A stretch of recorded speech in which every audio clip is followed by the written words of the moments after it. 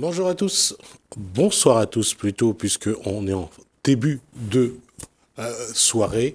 D'abord, j'espère encore une fois que vous allez bien. On espère que le contexte sanitaire vous arrange de mieux en mieux, puisque maintenant, quand on regarde dehors le vendredi soir ou le samedi, il y a quand même pas mal de mariages. On va parler de projets, on va parler d'une association qui accompagne les projets, c'est dans le Causement Réunionnais.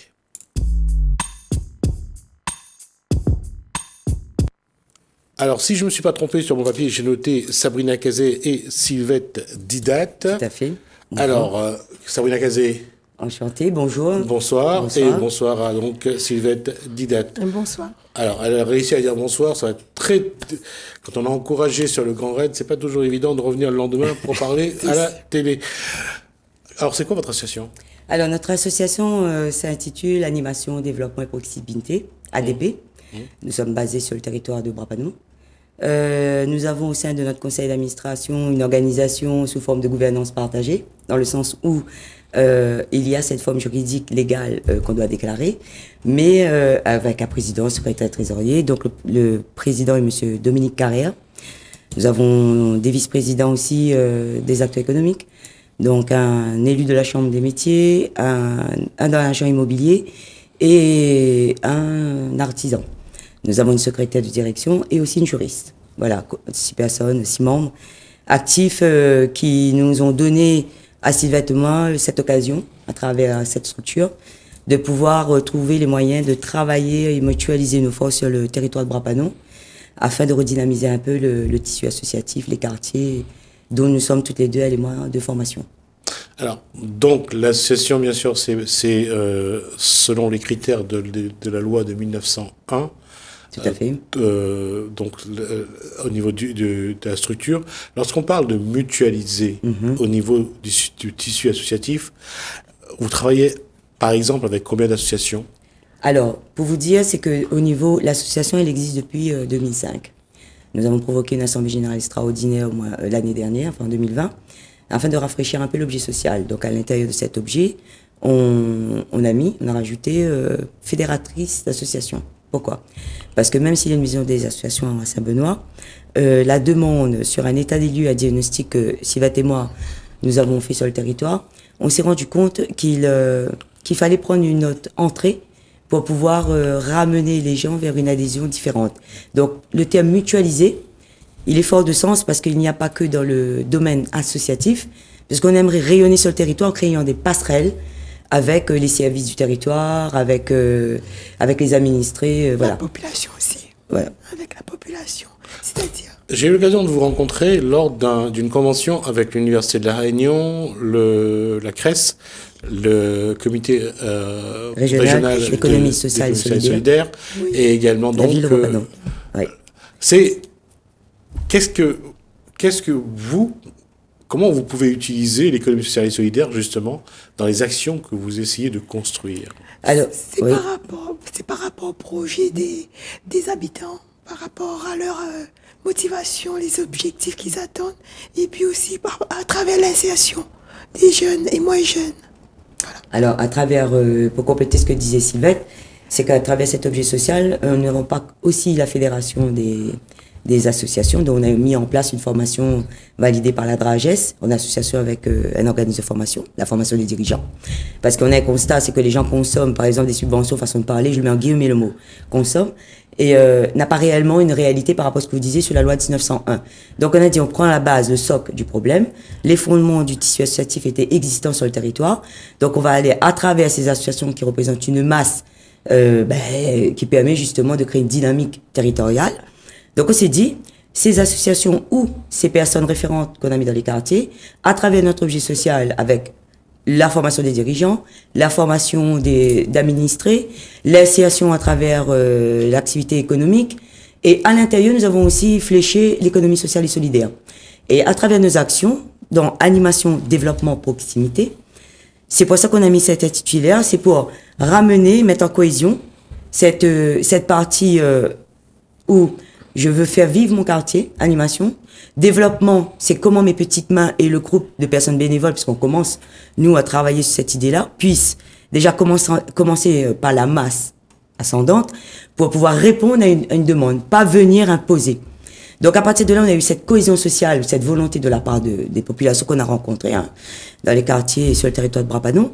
Et là, on s'est dit, tiens, allons mettre en place une structure, peut-être qu'elle existe déjà, reprenons cette structure, rafraîchissons un petit peu l'ensemble, revoyons un peu comment on peut casser un petit peu les codes, façon de parler, sans prétention, regarder l'existant, vérifier ce que les services ont en souffrance, voir la commande publique, vérifier que la collectivité, si on était en adéquation avec aussi le développement de son territoire, et dans ce sens, commencer à travailler en collectif dans l'intérêt général sur les statuts de le projet associatif qu'on a mis en place. Entre le discours que vous avez là en ce moment et sur le terrain, comment ça se concrétise? Comment les échanges se concrétisent?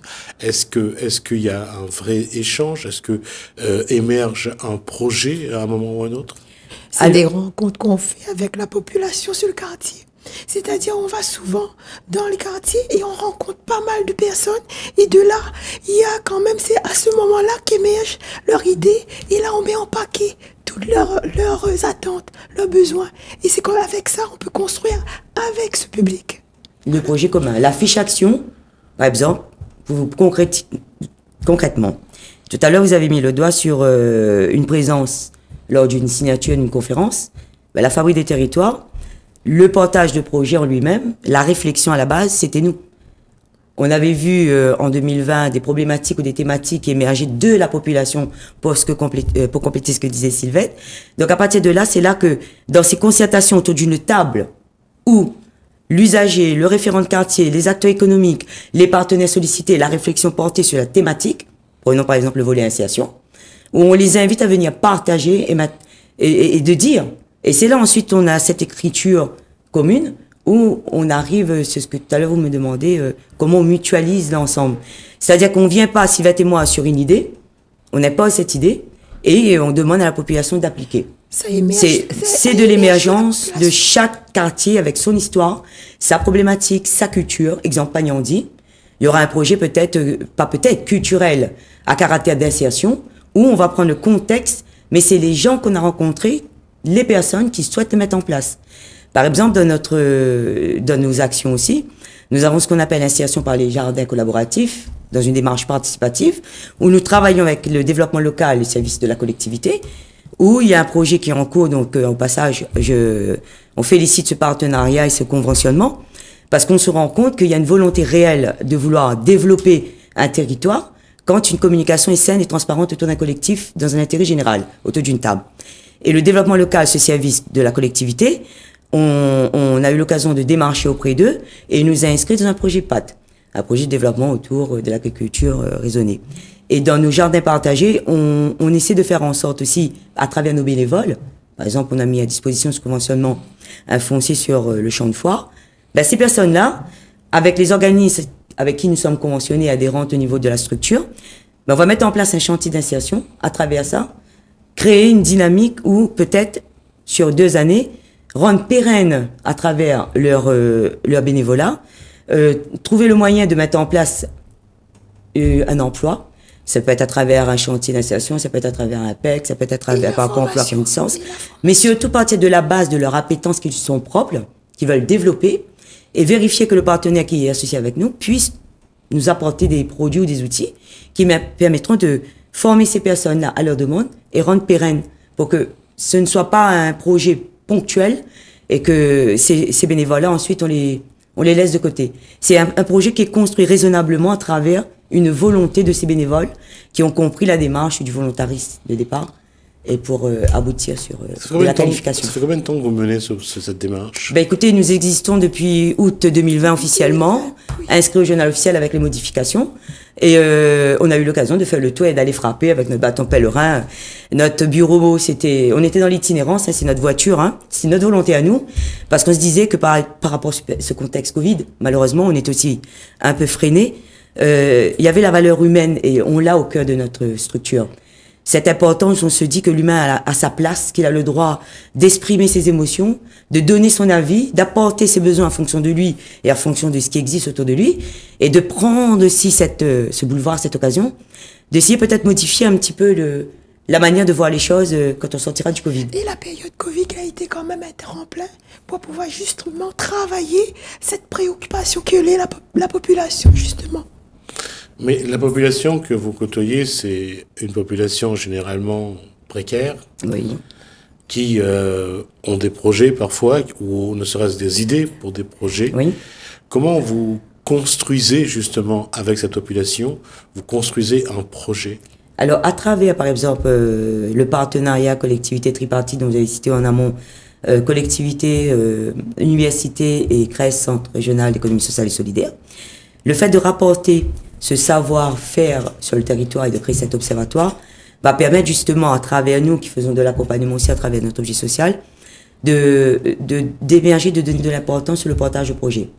Nous n'allons pas dire qu'on avons la prétention de maîtriser tout l'aspect technique, mais d'utiliser à travers ce que j'allais vous dire, l'action que nous allons mettre en place, notre matinée Job, le 19 novembre sur Brapanon, sur la place Michel Debré, et dans l'ancien domaine public MJC, la Maison de Jeunesse Culturelle, où nous invitons M. Gismi Ramoudou à nous rejoindre, où le volet insertion va être au cœur de cette action, pour faire en sorte que les administrés s'approprient non seulement d'une démarche, mais surtout de mettre en place ce guichet unique d'administrés qui rentre en cohésion avec ce Living Lab que la Fabrique Territoire veut mettre sur le territoire. Alors, on va reprendre les choses un petit peu un à un, on va les décortiquer et on va les expliquer. D'abord, la matinée Job. Oui, une matinée Job. Donc, une matinée pour l'emploi.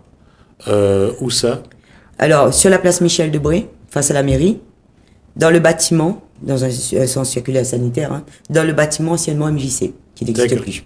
Donc, ce bâtiment qui est en face de la mairie. Voilà, donc là où nous sommes conventionnés. En face de la mairie de Brapanon. Oui, de Brapanon. Donc, ça commence à quelle heure? Alors, ce sera de 8h30 à midi. Et là, sur place, vous allez avoir des partenaires. Vous faites venir des chefs d'entreprise? Alors, il y aura des chefs d'entreprise qui sont sollicités ce jour-là. Mais nous avons, comme c'est une première édition, c'est une phase expérimentale, toujours limitée par le Covid. Parce que dans l'idée, on voulait faire comme une olympiade de l'insertion et de l'emploi. Donc, on a sollicité des associations telles que l'ARDI, on a sollicité pour l'emploi, Mission Locale, la CCIR, la Chambre des métiers, la Chambre d'agriculture, et des acteurs économiques qui font partie de notre réseau. Voilà, et de mettre en place cet espace où il y aura des box dédiées, où les gens pourront, sous une planification raisonnable, rencontrer ces partenaires. Un genre de speed dating. Exactement. Mais là, on ne sera pas dans le speed dating, parce qu'il n'y aura pas d'entretien direct. Là, on récupère, on recense plus ou moins les demandes, ceux des numéros, que ce soit identifiés, on formalise et on confine là, le vendredi 29, en comité de pilotage, et de faire en sorte que les personnes qui arrivent, ben, c'est eux qui viennent apporter leur souffle. Et voilà, j'ai besoin, j'aimerais, je souhaiterais. Donc, on va travailler avec la population. Les accompagner dans ce sens. Il y a une chose qui est vraie, on parlait de ça il y a quelques temps, c'est que aujourd'hui il y a de l'emploi dans le service à la personne, oui. Il y a de l'emploi dans la restauration, il y a de l'emploi chez les charcutiers et bouchers. Qu'est-ce qui fait que même le public qui est sans emploi parfois, qui est précaire souvent, ne veulent pas de ces emplois-là? Alors là, je pense qu'il y a des partenaires qui pourraient vraiment répondre à cette question, mais je vais vous répondre à travers une action qu'on avait menée. Pour se faire connaître, nous avons vu que il y avait un appel à projet dans le cadre du plan pauvreté. Vous parlez de personnes très précaires qui nécessitent un accompagnement, par exemple. Restons dans le domaine de la restauration. Ben, on s'est rendu compte que finalement, en rencontrant certains jeunes qui voulaient aller, par exemple, à Plateau-Caillou pour se former, ou qui sortaient de l'école de la seconde chance, qu'on appelle plus ou moins le public invisible. Ce public-là, on s'est rendu compte qu'ils avaient plus d'adéquation ou de connexion avec ces envies de formation, d'envie de s'intégrer. Il y avait aussi la mobilité. Voilà. Aussi. Et là, ils se disaient, même si on a cette volonté de vouloir adhérer, il est trop loin, madame, il faut aller de l'autre côté, on n'a pas les moyens, etc. On s'est dit, pourquoi pas, ramener du savoir-faire, de la formation sur le territoire, un peu dans l'image de ce que le pouvoir public souhaite mettre en place aussi, et de faire en sorte qu'on puisse valoriser un public demandeur. Et il y avait aussi un autre constat, c'est que les personnes qui sortaient du PEC au niveau de la restauration, quand le PEC s'était mis au bout d'un an, ils finissaient sans qualification, même s'il y avait une demande. Mes appétences étaient vers l'hygiène, l'aide à la personne, ou une appétence qu'ils n'avaient pas forcément développée. Donc là aussi, on avait un boulevard pour travailler dessus dans l'accompagnement. Donc on s'est dit, pourquoi pas monter un projet. Et je vous dis, Monsieur Jismi Ramoudou, en novembre et novembre 2020, janvier 2021, on avait une deadline tellement court qu'on s'est dit, ben, lançons quand même l'idée, innovation sociale, économie sociale et solidaire, sur un camion itinérant, une école de restauration mobile, où on sillonnerait tous les quartiers, et les repas en direction du réseau qu'on avait mis en place avec notre jardin partagé. On a utilisé avec le circuit court sur le territoire aussi la cuisine centrale, un circuit qui nous permettait d'utiliser du produit du terroir et de proposer un tarif qui n'était pas la vente directe à un public aussi défavorisé dans les quartiers en demande. Et c'est un projet qui a été retenu. Mais bon, après, vous savez, il y a une concurrence, il y a pas mal de paramètres, il faut rentrer en ligne de compte. Mais ADP s'est positionné sur cet appel à projet, s'est fait connaître à travers une volonté d'insérer ces personnes-là et par rapport à leur volonté à eux. Parfois, c'est le public même à insérer qui est le plus difficile à bouger. Oui, pourquoi? Je vous écoute. Alors, pourquoi? Il y a multiples raisons. Alors, je suis pas notre fois, on entend que je n'ai pas suffisamment accompagné. Quelquefois, il y en a, il faut le dire comment, il faut appeler un chat un chat. Il y a des préoccupations personnelles de ces gens-là ici qui ne sont pas pris en compte par rapport à l'accompagnement, que ce soit de leurs conseillers ou autres, qui demandent justement un travail plus en profondeur. Les personnes qui sont peut-être là pour ça, comme nous, on a été un peu coach de proximité, qui leur ont permis justement d'être à l'écoute. On les écoute. On a plus de temps à les consacrer. Et c'est avec eux, en travaillant avec eux, dans un long période, ça permet justement d'aboutir à un projet professionnel. Oui, mais là, nous sommes en train de parler de formation sur des schémas de comportement et de fonctionnement d'individus qui ont besoin d'être remotivés pour aller, ne serait-ce vers l'insertion, la formation et un travail. Je vous ai dit tout à l'heure que nous, au cœur de notre structure, c'est la valeur humaine. On se dit que l'humain en lui-même, démotivé ou pas par le système, il a quelque chose de bon en lui. Il a une appétence qu'il n'a peut-être pas développée. On s'est rendu compte que ce public ont quelquefois été projetés par défaut dans des activités qui n'étaient pas forcément dans leur choix ou leur parcours d'origine. Faute de communication, méconnaissance du dispositif, faute d'accompagnement peut-être. On ne met pas le doigt sur le système. Hein. Nous, on compose avec ce qui existe, comme je vous disais. On complète à travers une démarche de terrain qu'on a rencontrée et une volonté rassemblée sur une analyse qu'on ressort des besoins des personnes. Nous n'avons pas cette prétention en disant qu'on va sauver tout le monde. Mais pour le nombre de personnes qui viennent vers nous, qui disent, madame, par contre, là, on a telle thématique, il arrange à nous. Mais si nous la rencontrons dans chaque secteur, dans les écarts, une dizaine de personnes qui veulent être dans cette démarche et qui apportent même et qui souhaitent à travers leur projet, qui va compléter à travers un outil qu'on met à leur disposition, genre un chantier participatif d'insertion, mais c'est eux qui vont emporter leur volonté, c'est eux qui vont gérer, parce qu'on va leur déléguer certaines responsabilités qui vont leur permettre peut-être de se reconnecter avec quelque chose. C'est difficile de parler de personnes qui rencontrent des fractures psychologiques. C'est difficile de les faire adhérer s'il n'y a pas une base, un minimum de volontarisme de départ. Donc on est dans cette obligation, façon de parler, d'être dans une écoute attentive, de les poser autour d'une table et de leur engager dans une démarche qui peut être formalisée par un document où ils adhèrent avec une signature, un genre de contrat moral par exemple. Et c'est là que dans l'engagement, c'est dans les deux côtés. C'est de faire ce suivi sans matraquage, sans harcèlement, mais d'être dans une attitude bienveillante. Et eux, de nous rapporter où ça coince et de leur poser dans une communication transparente, afin qu'on puisse les accompagner au mieux. D'accord. Alors, on arrive à la fin de cet échange, on arrive à la fin de 20 minutes. On aura l'occasion de vous revoir sur le plateau parce que je pense qu'il y aura d'autres choses que vous viendrez échanger avec vous. Échanger et surtout communiquer. Je pense que ça va être l'occasion pour nous d'accompagner ces deux dames de l'association. Votre association s'appelle encore ADP. ADP, j'allais dire autre chose. Non, c'est pas grave. ADP, Animation Développement Proximité. Peut-être plus l'occasion de parler parce que là, aujourd'hui, c'est vrai, j'ai pas la voix. Donc, on va voir un petit peu comment on vous accompagne. On va essayer de voir un petit peu comment on communique à travers ce que vous dites et voir si on peut vous donner une autre dimension en termes de communication. Ça nous permettra à ce moment-là de voir sur le terrain comment les choses peuvent se concrétiser. Tout à fait. J'espère que le public nous a compris. En tout cas, je vous remercie, M. Gismir Amoudou. J'avais oublié de saluer la population de Brabant et l'ensemble de la population de la Réunion, hein, et d'inviter les jeunes ou les personnes ou les familles qui viendront, qui voient cette présentation qui va peut-être sembler un petit peu... voilà. Rendez-vous donc le 19. Rendez-vous le 19 novembre à Place Michel Debré face à la mairie, anciennement MJC. Nous attendons Azot avec patience et tolérance et de faire en sorte que même les familles n'ont des questionnements, ont envie de voir autres mamans, autres enfants, ont envie de découvrir des choses, c'est le moment. C'est le moment de partager parce que il y aura une édition un peu plus forte après l'année prochaine. Merci Sabrina Kazé et merci à Sylvette Dida pour cet échange. Merci à vous. Association ADP, Animation Développement et Proximité. Donc on aura l'occasion de les revoir. On recevra le président également dans quelques jours. On aura l'occasion de voir un petit peu plus en détail l'association et voir aussi les autres. On fera le point peut-être sur les autres projets qu'elles ont menés. Merci à vous deux, mesdames. Merci beaucoup. Merci beaucoup. Merci. Agir pour réussir. Merci à vous de nous avoir suivis. Merci à Bonne soirée. François. Je vous dis à bientôt. Au revoir. À très bientôt.